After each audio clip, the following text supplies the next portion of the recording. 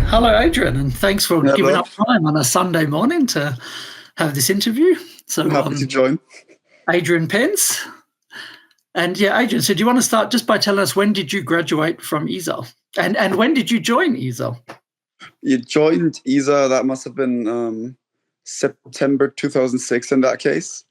Joined in first grade way back when I was 6 years old as well. Feels like ages ago now, definitely. And then graduated 2018 in June. So, yeah. So, you spent your whole school life at ISA. Whole school life at ISA, yeah, first grade through 12th grade. Fantastic. And just Yeah. overall, what was the experience like being at ISA? I loved ISA overall. It was it was a phenomenal time. The small classes, like relatively close knit attitude between the students. You knew everybody, and there was a very like strong relationship between the cohort overall. And then obviously the attitudes with the teachers as well. Like we knew all the teachers knew us. There was a very good dynamic overall. So looking back on ISA quite positively. That's good. You've got some happy memories. Yeah, From for sure. Okay, Adrian, and then can you just give us an indication of what have you done, not only since, for most students, we'd be asking you, what did you do since you left ISA? But in your case, it's slightly different because you were already at university while you were a student at ISA. Yeah. So can you just talk to us a little bit about that time when you were doing both the IB and a bachelor's and how that worked for you and how ISA maybe allowed you to do that? Yep. Definitely. So at some point during my school education, I decided I wanted to push myself to some extent beyond high school education, also to help me guide myself in terms of which degrees I might find interesting or which subject areas I might find interesting. So what I did was I signed up with the help of my parents and the support of my teachers to a university degree at the age of 13 at the Fernuniversität in Hagen in economics. And then I studied economics between the ages of 13 and 17. And I was awarded the Bachelor's of Science in Wirtschaftswissenschaften with a focus on like macroeconomics/economics at the age of 17. Wrote the bachelor's thesis, everything. Was a huge personal success for me back at the time when I finally had that piece of paper in hand that said that I graduated from Fernuniversität of Hagen. That was, I remember, a phenomenal experience. And yeah, overall, I remember just ISA being very supportive in that time period. For example, Fernuniversität is a Fernuniversität, so I didn't really have to attend lectures. Most of the time, they just send these lecture notes, and then I'd read through the lecture notes in my time. But obviously, every once in a while, I'd have to go for exams. I'd have to maybe attend some lectures that were compulsory, specifically talking through the bachelor's thesis, like the presentation of that. And then ISA was always very liberal and giving me time to pursue those other academic perspectives or other academic interests that I had.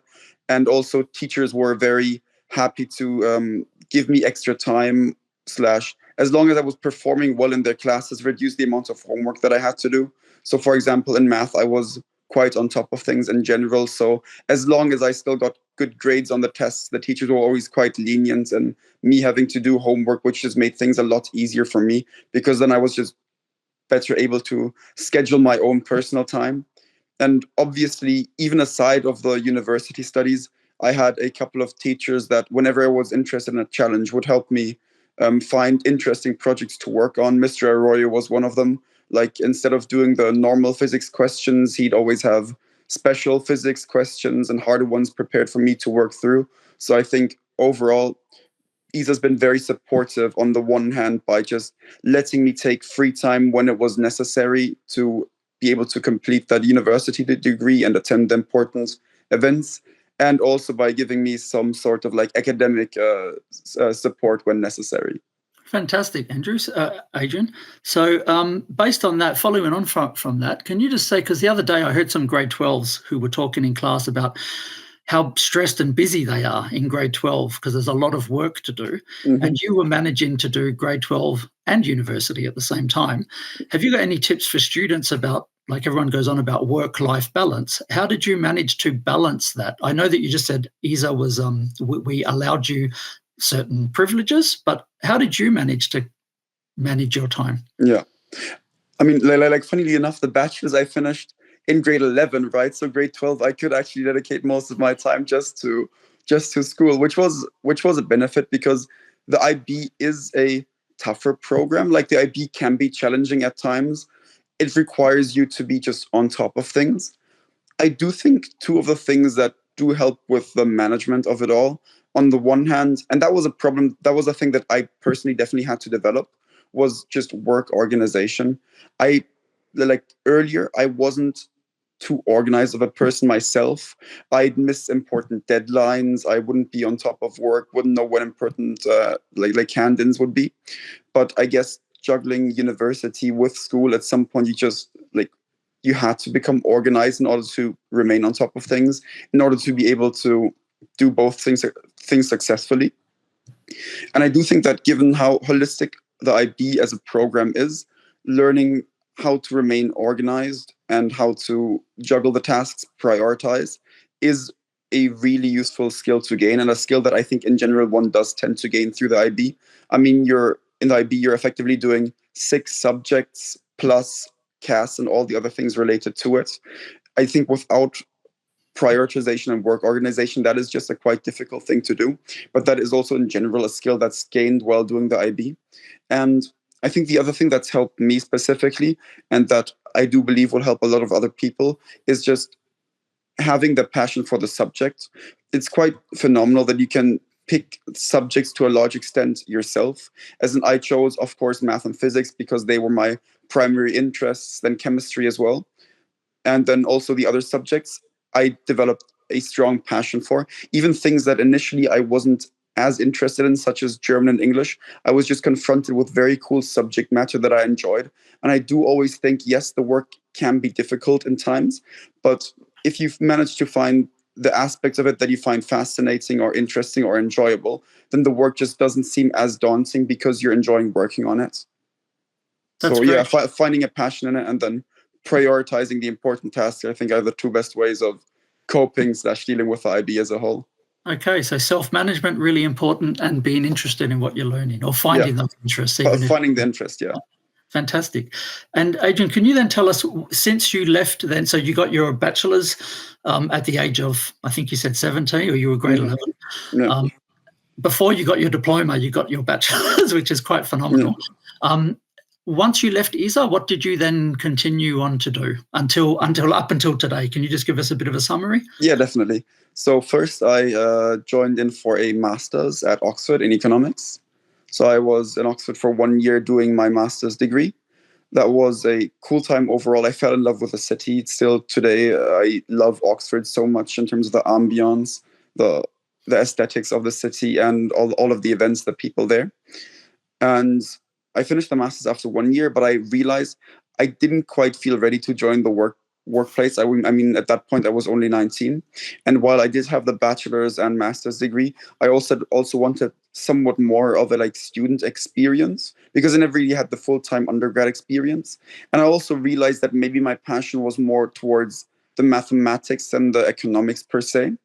So I decided I'd take a gap year first and sort of identify where my true passion lies, and then reapply for university after that for another bachelor's. Took a gap year, through the winter of which I was working as a ski instructor, which was a very fun time, not very intellectually challenging compared to the rest of my educational track so far, but incredibly cool period of life. The summer of my gap year was somewhat ruined by COVID. I was planning on being a surf instructor, but then I did spend most of the time just inside the house or going on walks around the house. And then afterwards, I was admitted to study a bachelor's in mathematics at Oxford again.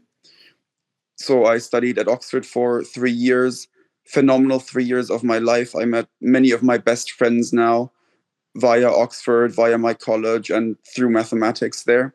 It was just really cool because I do think I found myself in the intellectual pursuit of mathematics to some extent. It did give me something that economics just never really gave me, which was the proof-driven problem, like in-depth problem-solving type of thinking that I just found so fascinating, even about mathematics back at high school, when I remember when we were being taught like grade 11, grade 12 mathematics, group theory.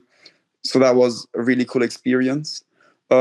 Did join in on quite a couple of extracurriculars at Oxford as well. So at one point I was president of the German Society, and we kept organizing massive events, which was fun. So we'd have an annual Oktoberfest where up to like 600 people would join, and then we'd hire out a venue, order many, many liters of German beer, hire a German band, just all these sorts of like odd experiences. That was quite cool.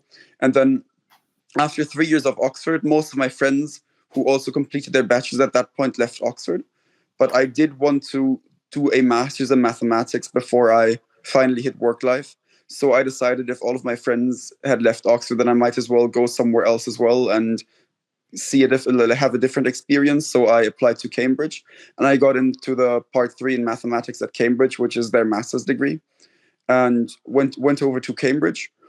Very challenging intellectual experience overall. Cambridge mathematics certainly did push me quite strongly in terms of my skills.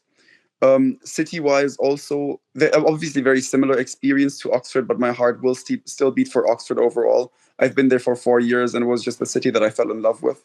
And then this July, I graduated with distinction from the masters there. And in the meantime, in between the two universities over the summer vacs, I always did some internships at interesting companies, primarily companies focused in quantitative trading. That is effectively like building algorithms that trade in the financial markets. And now, as of like 2 months ago, I've joined Optiver in Amsterdam. Optiver being a market-making company. So what I do there most of my time is effectively, yes, writing code, writing algorithms that trade products in the financial markets. And I find it's a very cool, very exciting, fast-paced environment. A lot of the people are just phenomenal mathematicians, like astonishingly smart people that I can communicate with on a day-to-day basis, which is super interesting. The pace of work is very fast-paced, so a lot of problems that have to be tackled every day, but they're very much open for creative solutions. You have a lot of impact immediately when joining, because if you have a good idea, then they will listen to you and they'll implement that. So yes, very cool experience so far. That sounds great, Adrian. And even though before you touched on the importance of self-management and finding an interest, if you were to give your high school self some advice, looking at where you are now in your life and going back to when you were a high school student, even in like grade 9, grade 10, is there any advice that you would give yourself? One thing that I have thoughts about is not taking things for granted / actively paying attention in the classes. Like once you leave school, realistically, if you go to university, you will only study one subject. A lot of the other knowledge will atrophy. So the only time when you have the ability to be exposed to such a wide range of different cool topics is at school. And obviously, if you've been at school for, say, 10 years at ISA, it's just sometimes easy to like not pay full attention during a subject. Maybe the subject matter isn't what interests you that much compared to other things. But I do think there's a massive value overall in just asking yourself, if I could never study this again, if this was my last lesson, would I just be sitting in the classroom like twiddling my thumbs, or would I be paying active attention to what's being taught? Because I do think to a large extent, I'm very happy that I had the like holistic education of the IB overall, the ability to study English and German language of literature. I, to some extent, like for example, back in high school, I'd always favor the sciencey subjects over the language subjects, in the sense of math, chemistry, physics would just be my personal preferences. But nowadays I've gotten very much into like reading literature. And I do think I remember like some of the knowledge that I've gained back in high school from English and German classes has just like helped me in my understanding of how to read this properly. And I am quite glad of the experience overall. So yeah, not taking it for granted and actually paying attention, because you never know when later in life you might appreciate having that sort of knowledge. I think that's the biggest part overall. I love that answer, Adrian. I can really, that's a fantastic answer that I Thank you. can connect to, because as we get older, we never know what we might draw back on. Exactly. Make the most of your experience. Fantastic. And that basically, you've sort of answered that in a way, but my next question was going to be, how do you feel about the importance of having an international education / being at ISA in general? Like what other benefits? Yeah, so on the one hand, definitely the holistic education overall. Also, obviously, the fact that the spoken language at ISA is English, and you are effectively forced by the teachers to communicate only in English. That is a massive advantage. I do think like languages aren't inherently my strength; they just still aren't. I don't think my English would ever have been at the level where I would have comfortably applied to universities in the UK or elsewhere if I wouldn't have received that education at ISA. So that's a valuable aspect overall for sure. And then I think also the one specific advantage of ISA as well is just the teachers. All the teachers are and were very passionate about my education. Like it was always quite noticeable that the teachers actively cared about my studying and my learning, which in a lot of schools you don't really get. Like in a lot of schools, I've heard that from many friends at different schools. The teachers are relatively passive. They'll teach you the subjects, but they don't really care whether you succeed or whether you don't. So to some extent, there's just not that vested interest. In ISA, like your teachers will be challenging you. Your teachers will be helping you when you don't follow along as quickly. They're just generally interested that you can make the most of it. And I think that is something truly valuable overall. Fantastic, Adrian. Thank you for that too. So you agree that, because we still have the slogan, which you might remember, English is our shared language. Yeah, exactly. So we should continue on with that slogan. Yeah. I think that's a good slogan overall. Also, it's just quite relevant. So, for example, I work in a company now that's in Amsterdam.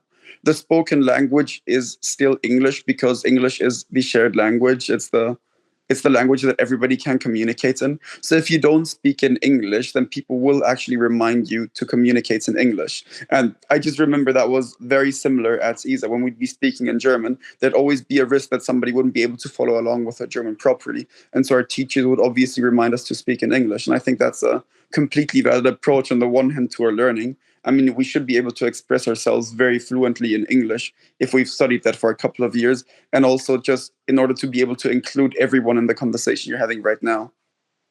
Yeah. Like we're doing right now, Adrian. Fantastic. Exactly. Yeah. So, Adrian, thanks. It's been a pleasure speaking to you. Is there anything else you'd just like to add to the ISA public? Not that I can think of right now. I think we've covered good ground overall with questions and answers. We have. Nothing that I can add specifically. Yes. Fantastic, Adrian. So I really want to thank you for taking your time again. My pleasure. On a Sunday morning, back in Amsterdam, where you now are working, which funnily enough, before we spoke, Adrian said that one of his co-workers is a student, the first student he saw when he walked into ISA in grade 1, and they're working together now. Yeah. Big shout out to Leo Driva. Yeah. So, exactly. Adrian, as I said, it's been a pleasure speaking to you. Thanks for sharing your insights, and wishing you, all the best, and hoping to see you soon at some ISA event. Definitely, yes. Definitely. Cool. Right. Thank you. Thank you.